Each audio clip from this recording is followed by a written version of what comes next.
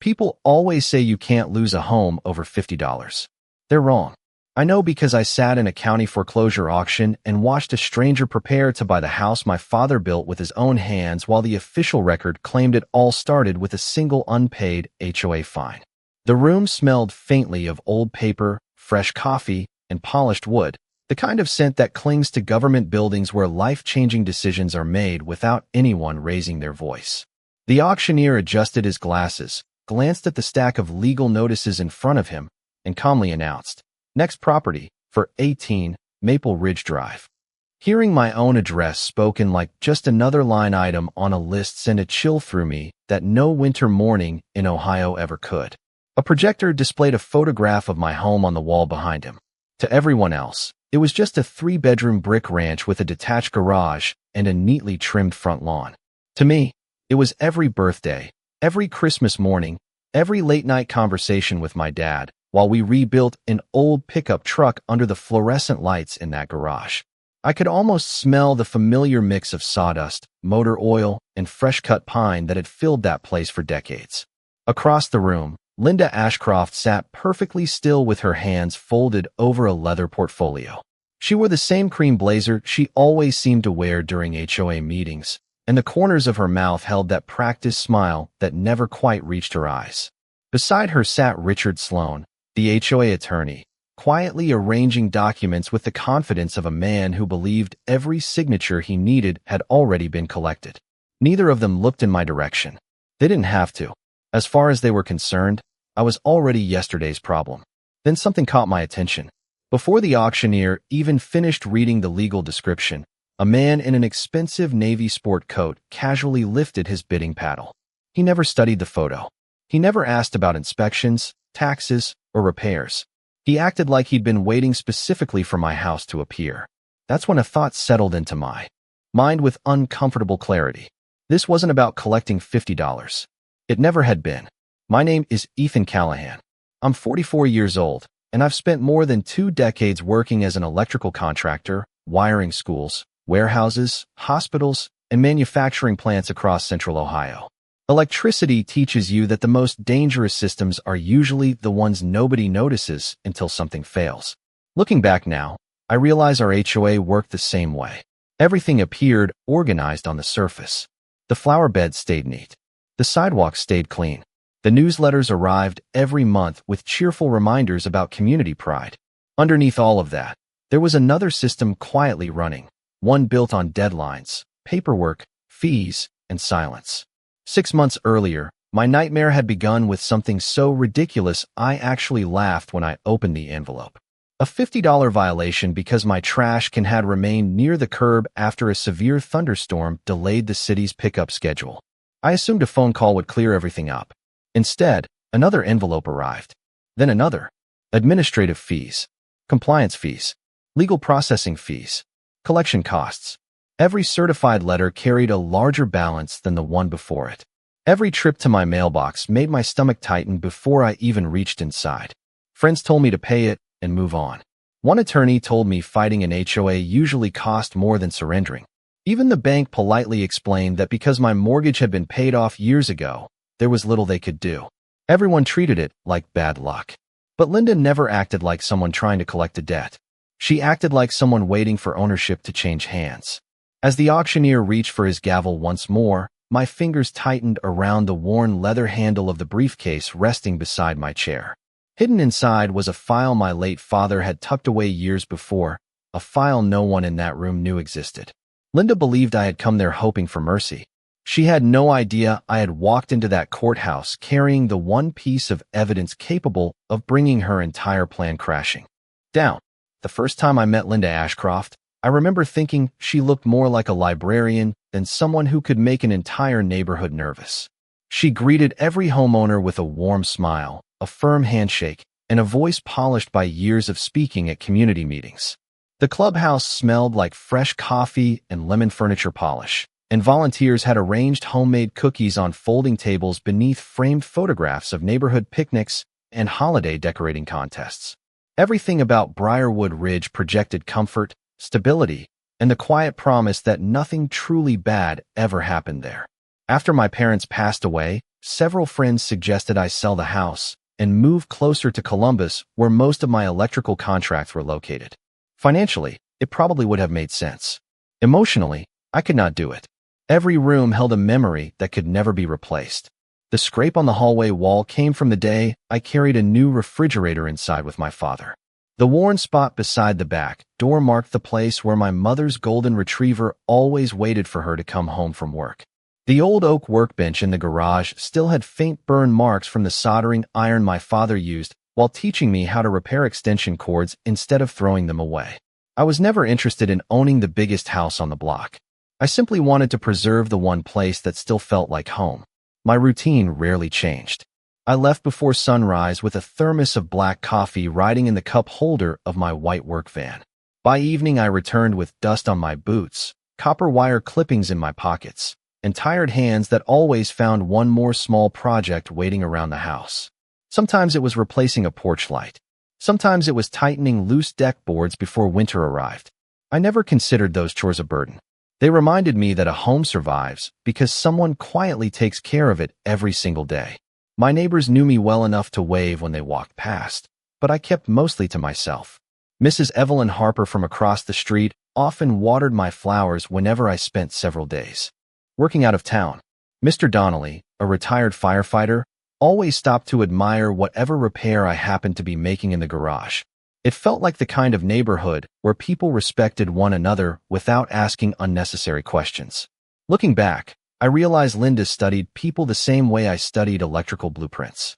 She learned who traveled often, who lived alone, who struggled financially, and who rarely challenged official notices. During HOA meetings, she smiled constantly, complimenting flower gardens and thanking volunteers, but every conversation somehow drifted back to compliance, procedures, and community standards. Her favorite phrase never changed. Rules protect everyone equally. Most homeowners nodded without giving it another thought. I did too. I believed rules existed to solve disagreements fairly, not create them. That belief lasted until the morning after a spring thunderstorm rolled through our county with 40-mile-per-hour wind gusts that scattered tree branches across every street in Briarwood Ridge. The city postponed trash collection until the following afternoon because several roads were blocked, and nearly every house on my block still had garbage bins sitting near the curb when I left for work. I barely noticed mine as I climbed into the van before sunrise. It looked exactly like dozens of others lining the neighborhood. I had no idea that ordinary plastic container, standing quietly beside my mailbox in the cool morning air, had already become the first piece of evidence in a plan that would eventually place my family's home on a foreclosure auction list. Another week passed before the next envelope arrived, and this time I noticed something I had ignored before. Every letter looked almost identical, but each one came from a different office. One carried the HOA return address. The next listed a compliance department. Another referenced a collections administrator I had never heard of. The paper changed. The signatures changed. The tone became colder with every page. The amount due climbed from $125 to $285. Administrative review fee. Compliance monitoring fee. Account processing fee. None of those charges had existed when the first notice arrived. I spread every document across my kitchen table that Saturday morning while sunlight poured through the windows my father had installed himself nearly 3 decades earlier.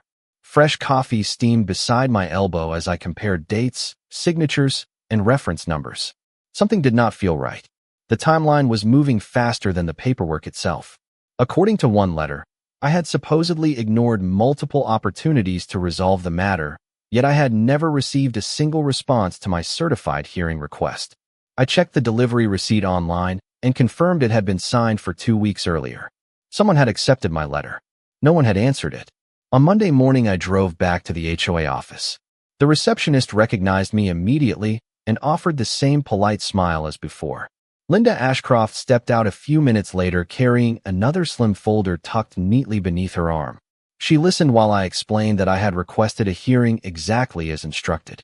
I even placed the certified mail receipt on her desk.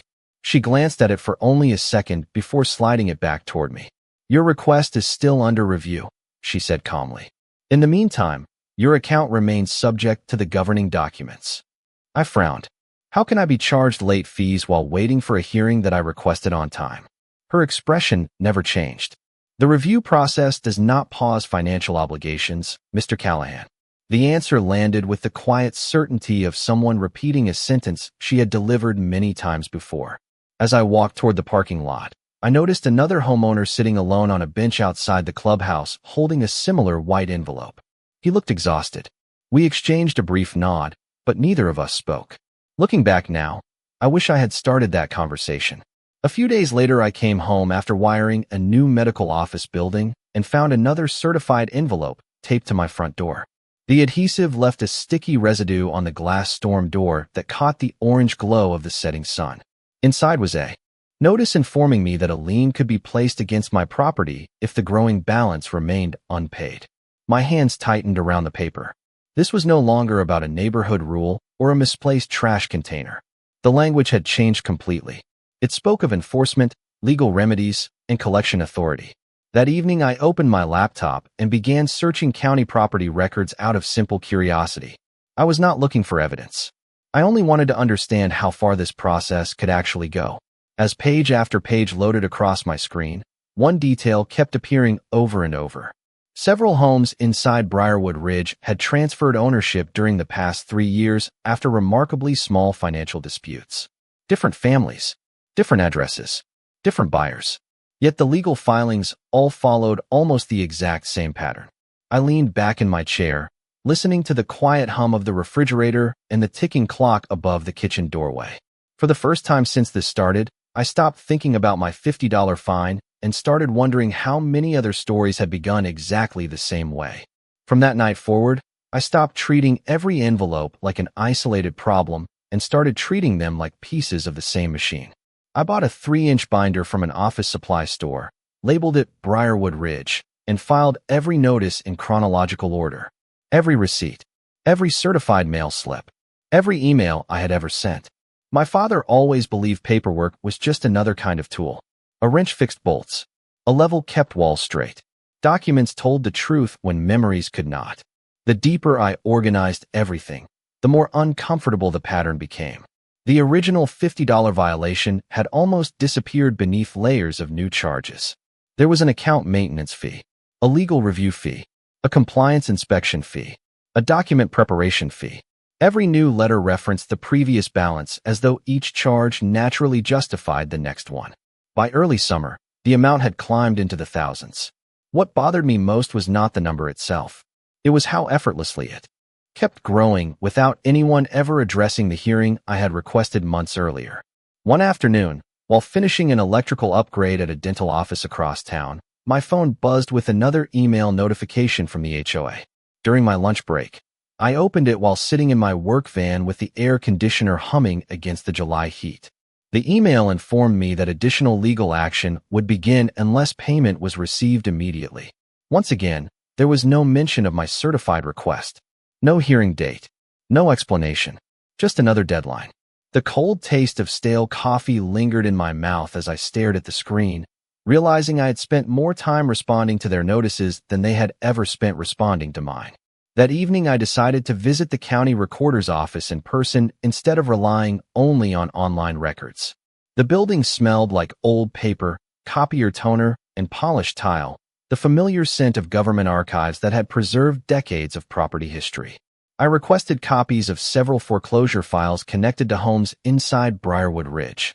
The clerk wheeled over a small cart stacked with folders tied together by faded red strings. As I compared documents, one detail immediately stood out. Different homeowners, different attorneys, different addresses. Yet the sequence of paperwork looked almost identical. The timing, the language, even the formatting of certain legal notices matched almost word for word. It felt less like independent cases and more like someone following the same checklist over and over. Driving home beneath the golden light of sunset, I noticed 3 for sale signs inside the neighborhood that I could have sworn had not been there a month earlier. One belonged to a retired couple I used to wave to every Saturday morning. Another stood in front of a house owned by a widow who always decorated her porch with red geraniums every spring. Maybe they had simply decided to move. Maybe there was another explanation. But after everything I had seen, coincidence no longer came easily. Later that night, I walked into my garage and opened the heavy steel cabinet my father had bought from an old machine shop decades earlier.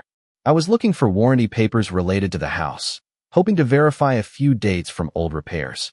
The cabinet groaned as the metal doors swung open, releasing the familiar smell of aged paper, machine oil, and cedar wood. File folders filled every shelf with handwritten labels in my father's careful block lettering. Electrical, plumbing, roofing, taxes, insurance. Then my eyes settled on one folder tucked behind several binders near the bottom shelf. Its tab was covered with a thin layer of dust, and across the front my father had written just 3 words in black marker. Homeowners Association. I barely slept that night. My dining room table disappeared beneath stacks of county records, certified mail receipts, HOA notices, and the folder my father had carefully preserved for decades. The soft glow from the kitchen light reflected across faded paper while the rest of the house sat in complete silence. Around 2 o'clock in the morning, I finally leaned back in my chair, rubbing my tired eyes as one thought kept repeating in my head. If these documents were so important, why had no attorney asked to see them? The next morning, I drove downtown to meet the lawyer I had hired during the first weeks of this mess. His office occupied the 3rd floor of a brick building overlooking the courthouse square, and the waiting room smelled faintly of leather chairs and freshly brewed coffee. He listened patiently while I explained what I had found inside my father's files, but his expression never changed. After flipping through several pages, he slowly closed the folder and sighed. "Mr. Callahan," he said, "even if these records raise questions, fighting an association through foreclosure litigation could cost you far more than settling the balance." I asked him whether the hearing requirement mattered. He admitted it might, but quickly reminded me that judges often focused on current filings rather than decades-old documents unless someone could establish a direct legal connection. Then he quietly suggested something I never expected to hear. "If I were in your position, I would consider paying the amount and moving on." Those words landed harder than any collection notice I had received. Walking back to my truck, I felt the afternoon heat radiating from the pavement while traffic rolled steadily through downtown. For the first time since this nightmare began, I understood what losing actually looked like. It was not dramatic. It was quiet. It sounded like professionals telling you surrender was the practical decision. Over the following week, the pressure only increased. Another certified envelope arrived informing me that foreclosure counsel had officially been retained. The balance had climbed again, and every new page carried language that sounded more final than the last. I called the law office representing the association, hoping someone would finally discuss the hearing request I had submitted months earlier. Instead, I received another polite reminder that all communications should be submitted in writing. Every conversation ended before it truly began. Even neighbors who normally waved while walking their dogs seemed strangely uncomfortable whenever they saw me checking my mailbox. One evening, Mr. Donnelly crossed the street toward my driveway, looked around to make sure no one else was nearby, and quietly told me he had seen similar notices delivered to another homeowner years earlier. Before I could ask any questions, he simply shook his head and walked away without another word. Whatever had happened back then, people still did not want to talk about it. That weekend, I started packing several boxes in the garage, not because I intended to give up, but because I needed to prepare for every possibility. As I wrapped my father's old framing square in newspaper, I noticed another small envelope tucked beneath the bottom drawer of his steel tool chest. It had yellowed with age, and across the front, written in his unmistakable handwriting, were just 6 simple words. "Open only if they change the rules." My pulse quickened as I carefully turned the envelope over. The seal had never been broken. I spent the entire weekend turning my dining room into something that looked more like an investigator's office than a place where people shared family dinners. Every document sat in perfect chronological order. On one side of the table were the original bylaws, the recorded amendments, and my father's handwritten notes. On the other side were every violation notice, every certified mail receipt, every unanswered email, and every collection letter the association had sent me. I bought colored tabs from an office supply store and labeled them notice, hearing request, delivery confirmation, legal notice, and county records. The smell of fresh paper, printer toner, and black coffee filled the room, while sunlight slowly crossed the hardwood floor throughout the afternoon. The more organized everything became, the more obvious one fact appeared. The association had built its entire case around something that never happened. According to their own legal filings, I had been given an opportunity to challenge the violation through an internal hearing before additional enforcement began. According to my records, I had requested that hearing within the required deadline, and nobody had ever responded. Those were not competing opinions. They were competing timelines. Monday morning, I returned to the county recorder's office carrying 2 binders instead of 1. The clerk behind the counter recognized me immediately and smiled politely before bringing out several additional archived documents I had requested the previous week. Among them was a certified copy of every amendment ever recorded against Briarwood Ridge. We reviewed each filing one by one. Landscaping revisions, parking restrictions, architectural standards, pet regulations. None of them granted the broad foreclosure authority repeatedly referenced in the collection notices mailed to my house. Before leaving, I asked one final question that had been bothering me for days. If an amendment was never recorded with the county, could homeowners still be legally bound by it? The clerk looked up from her computer and answered carefully. I cannot give legal advice, but recorded documents are generally the official public record people rely upon. It was not a dramatic statement, but it confirmed exactly what my father had written years earlier. On my drive home, the afternoon sun reflected off the windshield while the familiar roads through Briarwood Ridge suddenly looked different. Every mailbox, every driveway, every neatly painted fence represented someone who trusted paperwork they had probably never read. I wondered how many people had simply assumed the association was following its own rules because no one imagined checking the originals. That evening, I received another email from Richard Sloan's office reminding me that the foreclosure timeline would continue unless the outstanding balance was paid immediately. This time I noticed something else. Attached to the message was a sworn declaration stating that I had failed to exercise my hearing rights after receiving proper notice. I read the sentence 3 times before setting my phone down on the kitchen counter. The only sound inside the house came from the steady hum of the refrigerator and the ticking clock my mother had bought at an antique store years ago. My hearing rights had not expired. They had never even begun because the hearing itself had never been scheduled. That single realization changed everything. Up until that moment, I had been trying to prove I did not deserve foreclosure. Now I understood the real issue. The question was no longer whether I owed $50 or $5,000. The question was whether the entire process had been built on a statement that could be proven false using nothing more complicated than certified mail receipts, county records, and the documents my father had quietly preserved for decades. I closed both binders, looked at the growing stack of evidence spread across the table, and for the first time in months, I stopped feeling like someone running out of options. I felt like someone finally beginning to understand the game. For the next 3 weeks, my life settled into a strange routine that felt almost peaceful on the surface. I left for work before sunrise, spent my days installing electrical systems in schools and office buildings, then returned home each evening to another certified envelope waiting inside my mailbox. The metallic click of the mailbox door became so familiar that I could almost predict when another letter had arrived. Before I even reached the driveway, instead of opening them immediately like I had during those first anxious weeks, I carried each envelope into the kitchen, photographed every side, noted the delivery time, and placed it inside a plastic evidence sleeve before reading a single word. Maya Bennett insisted that every detail mattered.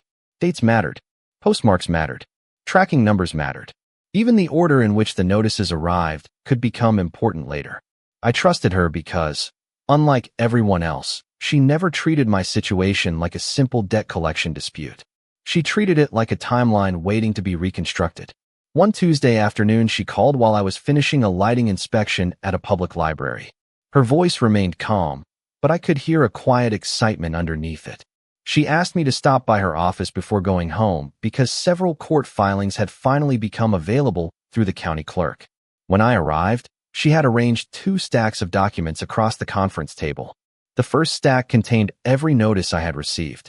The second contained every document the association had filed with the court. At first, they appeared identical. Then she began placing yellow sticky notes beside certain pages. Here they stated I ignored their notices. Here they stated I waived my hearing rights. Here they certified under oath that every procedural requirement had already been satisfied. Then she slid my certified mail receipt across the table beside those statements. The receipt clearly showed my hearing request had been delivered within the required deadline months earlier. Next, she placed printed copies of my unanswered emails beside the timeline. Finally, she produced the doorbell camera log showing every certified delivery to my home during the entire dispute. The room fell completely silent. The only sound came from the air conditioner humming softly overhead. Maya folded her hands and looked directly at me. "Do not challenge them yet," she said. "Every additional filing makes the record more complete." I finally understood what she meant. If we interrupted the process too early, the case would revolve around one disputed notice. If we allowed them to continue, they would keep repeating the same version of events under official certification. Every repetition created another comparison point against the evidence already sitting inside my binder. They believed paperwork protected them because they controlled it. They never imagined someone else had been keeping better records. During the following week, another legal notice arrived announcing the foreclosure sale date. Reading it no longer filled me with panic. Instead, I quietly added it to the binder behind every previous document, carefully aligning the pages exactly the way my father always organized his records. The smell of old paper and fresh printer ink blended together as the binder grew heavier in my hands. One evening, while reviewing everything for what felt like the 100th time, I noticed something almost too small to matter. The case number printed on one of the legal notices did not match the number referenced inside an earlier affidavit. It was a tiny clerical difference that most people would never notice, but Maya smiled the moment I pointed it out. "That tells me they are moving too fast," she said. "When people stop checking their own paperwork, they usually stop checking everyone else's too." I closed the binder, looked around the quiet house my parents had built, and realized something had completely changed inside me. I was no longer counting the days until I lost my home. I was counting the documents that would eventually explain exactly how they lost theirs. The auction began less than an hour later, and for the first time since this nightmare started, I was no longer watching events unfold through fear. I was watching them unfold through evidence. The courtroom had emptied into the county auction room, where rows of folding chairs faced a small wooden podium. The air smelled faintly of floor polish and fresh printer ink, and the quiet murmur of investors reviewing property lists echoed softly beneath the fluorescent lights. The man in the Navy sport coat I had noticed weeks earlier stood near the front holding a bidder's card, casually chatting with another investor as though this morning were no different from any other business transaction. Linda Ashcroft remained remarkably composed, greeting people with the same practiced smile she used during neighborhood meetings. She still believed everything was proceeding exactly as planned. Richard Sloan reviewed one last folder before walking toward the auction official. They had every reason to feel confident. Every document they had filed painted the same story. Every deadline appeared satisfied. Every procedural box looked checked. They never imagined that the timeline they had carefully assembled would become the very thing that unraveled it. Just before the auctioneer announced the opening bid, Maya quietly approached the clerk and handed over a newly signed emergency motion supported by the exhibits we had introduced earlier that morning. The room did not erupt into drama. Nobody shouted. Nobody argued. The auctioneer simply paused, looked toward the clerk, then stepped away from the podium while several court employees reviewed the paperwork together. The sudden silence felt louder than any conversation. Investors glanced at one another with confused expressions. Linda turned toward Richard for an explanation. He walked quickly to the clerk's table, speaking in a calm voice I could not hear from where I stood. A few minutes later, the judge entered the room carrying the same binder Maya had assembled. He spoke quietly but clearly enough for everyone present to hear. Based upon the documentary record presented, additional review was required before any foreclosure sale could proceed. The scheduled auction was suspended pending further proceedings. No dramatic speech followed. No theatrical announcement. Just a simple legal order supported by documents that had existed long before any of us walked into that courthouse. Richard immediately attempted to clarify several procedural issues, but each explanation seemed to create another question once compared against the certified mail receipts, the county records, and the original governing documents. Maya calmly opened the binder once more and directed attention to the sequence of dates. The hearing request had been delivered. The hearing had never occurred. Yet later filings repeatedly stated that I had declined or exhausted that process. The original recorded bylaws required procedural safeguards that the public record did not appear to support. The judge asked several precise questions about those differences. Every answer required another document. Every document pointed back to the same timeline. I watched Linda's confident smile slowly disappear as she realized the discussion was no longer about a neighborhood violation. It was about whether the association's own records accurately reflected what had actually happened. The investor in the navy sport coat quietly lowered his bidder's card and walked toward the exit without saying a word. One by one, the other bidders followed. Within minutes, the auction room that had seemed so full of certainty became almost empty. I remained standing beside the leather briefcase my father had carried for years, resting one hand on its worn handle. He had spent a lifetime believing careful records mattered because truth deserved proof, not assumptions. Watching the room clear around us, I finally understood what he meant. The association had spent months building a case they believed could never be challenged. They forgot one simple thing. Paperwork does not belong to the person who writes it. It belongs to the person who can prove it. 6 months after the auction was stopped, life in Briarwood Ridge sounded different. It was not because the streets had changed or the houses looked any newer. It was because silence no longer felt like fear. On Saturday mornings, I could hear neighbors talking across driveways again, while lawn mowers hummed in the distance and children rode bicycles along the sidewalks, just as they had years earlier. The familiar smell of fresh-cut grass drifted through the neighborhood, mixing with the scent of cedar from the fence my father and I had built together when I was still in high school. For the first time in a long while, I unlocked my front door without wondering what might be waiting inside my mailbox. The foreclosure case against my home had been dismissed after the court determined that the documented record raised serious procedural concerns that could not support moving forward. The lien disappeared from the county records, and the certified letters stopped arriving almost overnight. What surprised me most was everything that happened afterward. Homeowners I barely knew began knocking on my door carrying folders, envelopes, and old notices they had saved for years. Some had paid fees simply because they believed they had no other choice. Others wanted to understand whether their own records matched what they had been told. I never encouraged anyone to fight. I simply showed them how to organize documents, compare dates, and verify public records before making assumptions. The truth did not belong to me. It belonged to the paperwork. Linda Ashcroft resigned before the next board election, and Richard Sloan quietly withdrew as legal counsel for the association. A newly elected board announced revised enforcement procedures that required documented hearing notices, verified delivery records, and written confirmation before any significant collection action could continue. During the first annual meeting under the new leadership, homeowners asked difficult questions without hesitation, and the board answered them directly instead of hiding behind vague references to policy. It finally felt like a community again instead of a system. One cool October afternoon, I returned every original document to my father's steel cabinet exactly where he had left space for them years ago. The certified bylaws, the meeting minutes, the legal opinion, and his handwritten notes all went back into the same folder marked Homeowners Association. Only one document stayed out. The very first $50 violation notice. I placed it inside a simple wooden frame and hung it above my father's old workbench beside the shelves where his tools still rested in perfect order. Friends sometimes ask why I keep something so ordinary on display. I always tell them the same thing.